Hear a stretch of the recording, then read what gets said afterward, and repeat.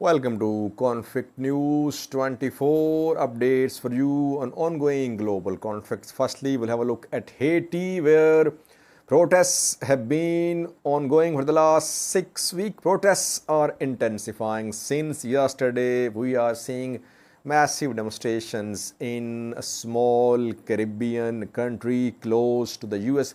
People are accusing the US of interference in Haiti.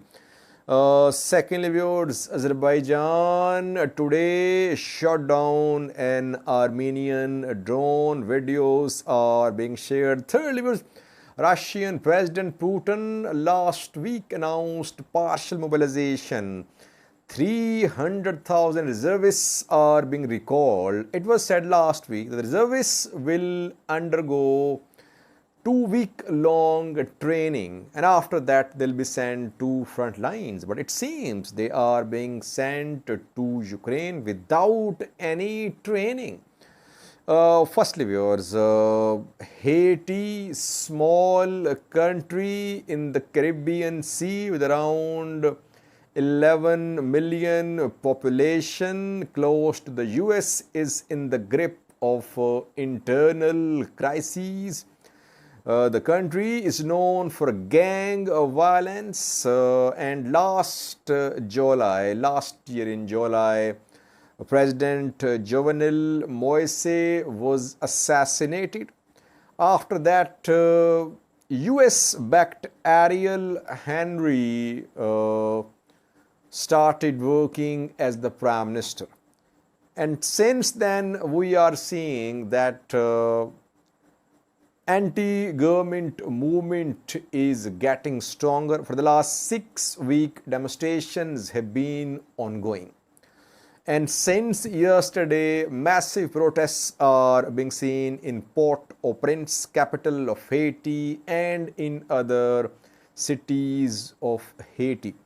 Protesters accuse US government that US government is backing Ariel Henry's government. And protesters want a national unity government with consensus of all stakeholders in Haiti.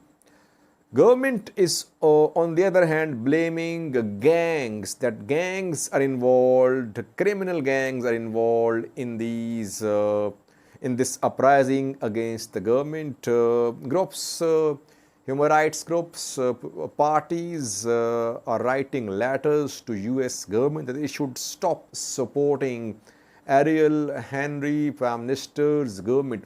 US has a history of military interventions for regime change in Haiti.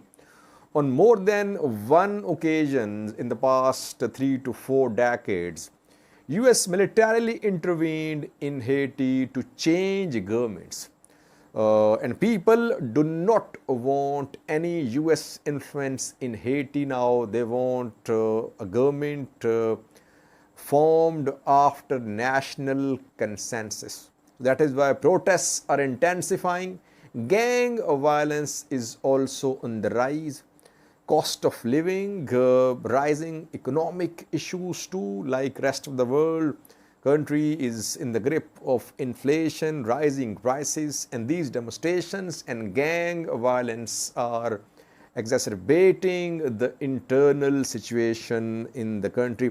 We have some clips for you showing demonstrations from yesterday and today. Will the US stop intervening in Haiti? Watch the clips.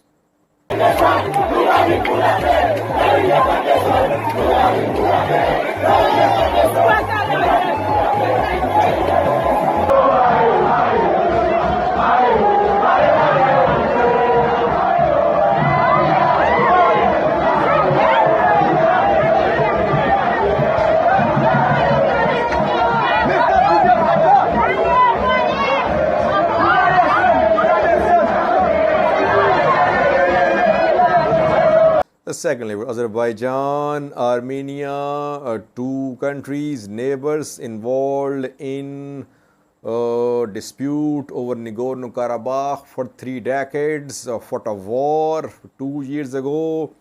Once again, clashes resumed. a few days ago, more than 200 were killed on Azerbaijan-Armenia border. Ceasefire was agreed, but tensions are still there. Azerbaijani forces are still in control of some Armenian territories.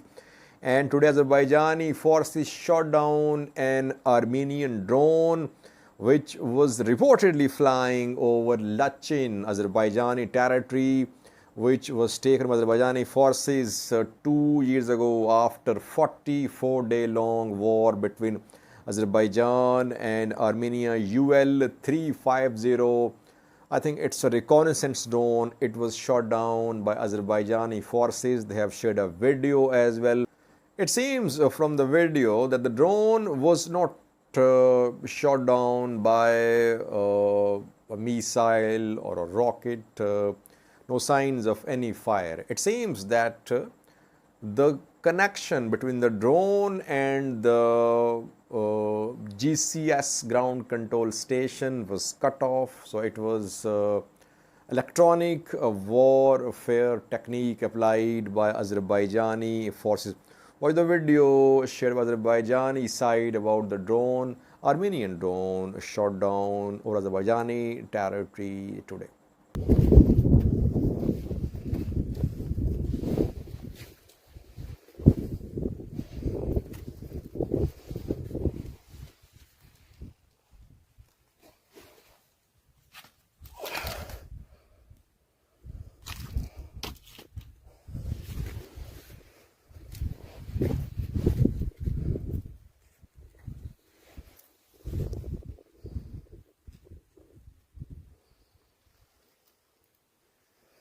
Thirdly was Russia-Ukraine conflict where Putin, Russian president, last week announced partial mobilization. 300,000 reservists are being recalled. Putin announced partial mobilization after Russian forces suffered setbacks in Kharkiv. Ukraine has momentum on its side. It is still advancing into Donetsk and a little bit on Kherson front as well. Now, the reservists are being sent to Ukraine without training, it seems. It was said last week that 2-week long training will be given to these reservists, and after that gradually they'll be deployed to Ukraine. But Putin seems to be in a hurry because a Russian soldier, reservists, has been captured on Kupiansk front in Kharkiv, and the soldier was he's a reservist. He reported on the 21st of September this month after Putin announced partial mobilization. He reported at his unit. And on the 27th of September, he was captured by Ukrainian forces in Kupiansk. It means that he did not receive any military training.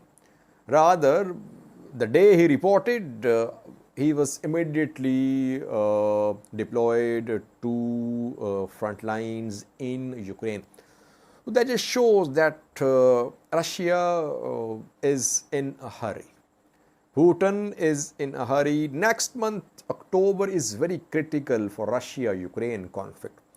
Ukraine is on the offensive. Russia will either use excessive force or it will move towards negotiations, because two measures announced by Putin indicate that Putin is a little bit frustrated.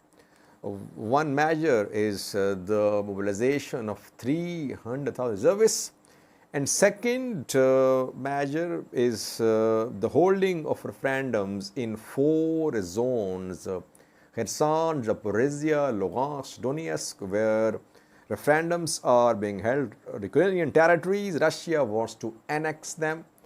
And after the referendums, we could see further escalation between Russia and NATO, Russia and the US, because NATO, US are supplying weapons to Ukraine. All countries, EU, US, NATO are rejecting these referendums. Turkey is busy, and Turkey is hoping that there could be resumption of talks between Russia and Ukraine in coming days. Before that, it seemed that Putin wants to strike a decisive blow to Ukrainian forces.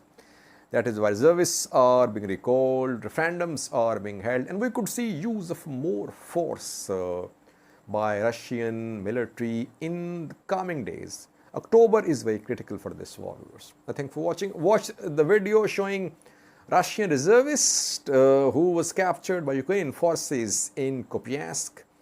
He reported on the 21st of September at his unit, and 6 days after his reporting, he was captured in Ukraine as a POW. Watch the clip. Я, Пашков Алексей Владимирович, 1977 года, призван военным московским военкоматом 21 сентября 2022 года в ряды советской армии. Какой советской армии? Ой, Российской армии. российской армии. Прибыл в город Купинск убивать националистические батальоны. Когда я сюда попал, я понял, что никаких батальонов тут нету. Находятся одни обычные мирные жители, старики, женщины, дети. Я прошу таких уродов в такой форме, как я, больше не приезжать сюда. Я искренне сожалею и раскаиваюсь, что так поступил.